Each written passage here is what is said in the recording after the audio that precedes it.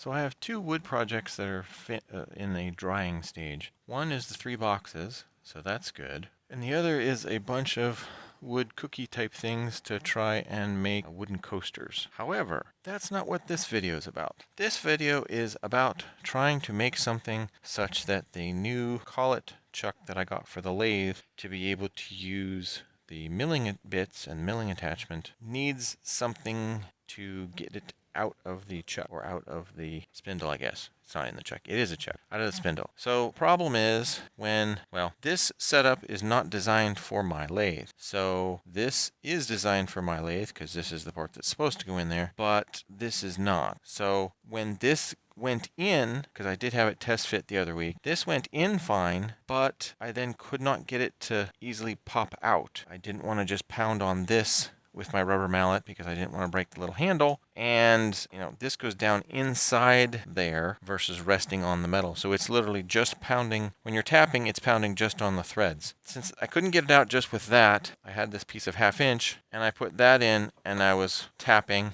and that eventually worked. It does look like I may have dented the very edge of this slightly. It should not be enough to cause any problems. If it is, it's easily ground off. But what I want to do, since I have this piece of 1/2 inch and this fits through the spindle far enough, so what I want to do, I want to use the lathe to put threads on this and then make a shoulder such that it fits down in there. And then when I'm tapping, it puts force on flat spots, not just threads. And that way I can tap this to get it out of the spindle. So we start off by facing it and then flip it around, blue it up, face it off again, measure, make some lines for where the two sections are, one being the threads, one being the shoulder, and then slowly work down. And you can tell it's going slow because of the tiny, tiny chips. And getting there, getting there, getting there. The one thing with the backlash on this, it's hard to just go in a slight amount. So you have to just be careful and then go. But I got it all sorted. And then use the 3/8/16 to thread that on. And that all worked good. And then I tested it after cleaning it up a little bit and realized that it's getting stuck. So I have to put a better groove at the end of the threads, and that worked out.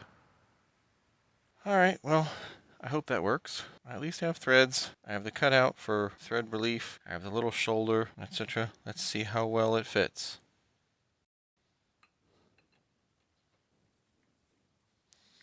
So far so good. It goes clear up to right there. And then it stops.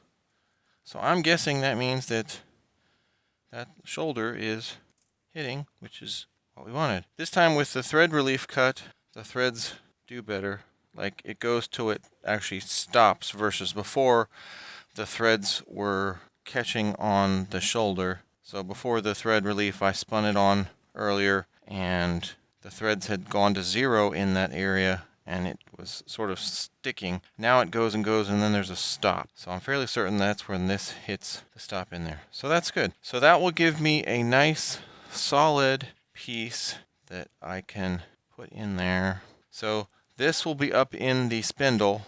I can thread this in from the back side until it stops, and then I can gently tap on the back of this, and that should bump this off such that it releases from the spindle. Alright, just because it wouldn't be a real test. And plus then I won't know if it works if I don't actually try it. I have this cinched down where it would be if, this is tightened in, so this is pulled in tight to there. Okay, I loosened this up. That comes out, which is what it's supposed to do. I'm really hoping this is the right length, because that's going to suck otherwise. Okay, good. So that went in. Alright, so now I have to use 2 hands again for this. Let me do, let's see, will it work for this way? Maybe that'll lock it enough. Hey, it sort of does. Yeah, let me use 2 hands to get this screwed in the whole way. Okay, I think that's tight. Now, let's see the test. And before I was using the rubber hammer on the other thing, but this should be fine to just tap. Oh, wait, no, I know. I have the perfect thing. I have the perfect thing for this. Dun, dun, dun. I get to use the hammer. Yeah, if you're going to use a hammer, you might as well use the one you made, right? All right, so let's see. Will this work? Where's a good space to watch?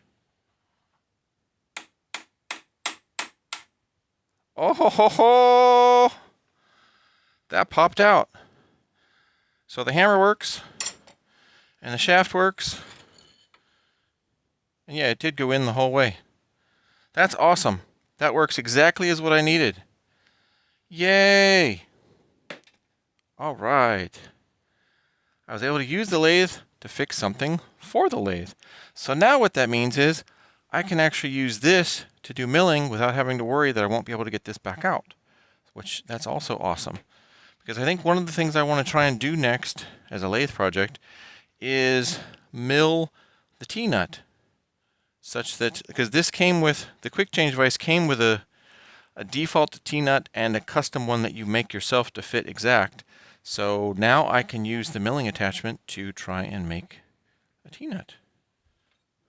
That's awesome. That's very, very cool.